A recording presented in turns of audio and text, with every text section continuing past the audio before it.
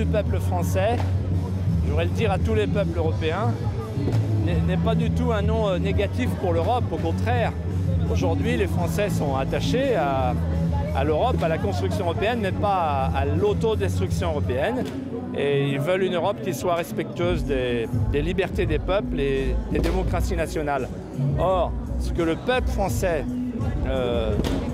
reproche à travers cette constitution, c'est de mettre fin aux démocraties nationales. Une sorte de lâche consentement, c'est ce fameux... Il y a de plus en plus d'UMP qui votent non dans les sondages, mais le problème c'est que les sondeurs trouvent de moins en moins.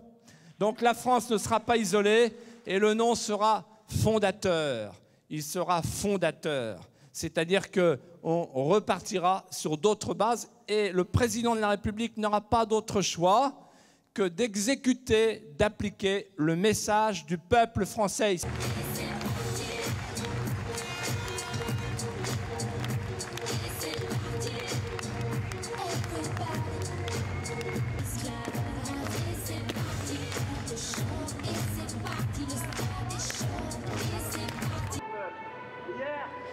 Dans mon département de Seine-et-Marne, sur le nord, Campus, avec lui Anne Delbande, responsable de l'UNEF, Anne-Laure Pérez.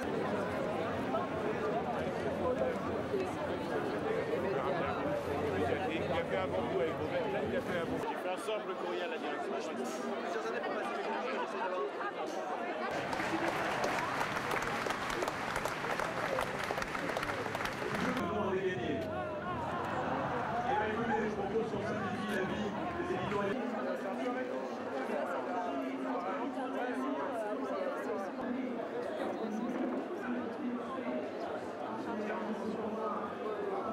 Car c'est bien une compétition dont parle ce texte, une compétition entre les entreprises, donc entre les salariés. Il ne garantit pas les services publics, bien au contraire, il porte en lui les germes aux règles du marché. Il faut voir que sur les 448 articles... Le 29 mai est une étape, mais ce que nous voulons, c'est véritablement construire l'Europe des droits, l'Europe des citoyens, l'Europe des peuples. Car notre combat, c'est un combat pour tous. Ce n'est pas un combat simplement pour organiser des institutions, mais c'est un combat pour renforcer nos droits. Pour ce message d'Oscar Lafontaine. Il ne leur appartient pas de dire, alors que peut-être le peuple français va dire non, qu'aucune renégociation n'est possible. Car si le peuple français dit non, il faudra renégocier.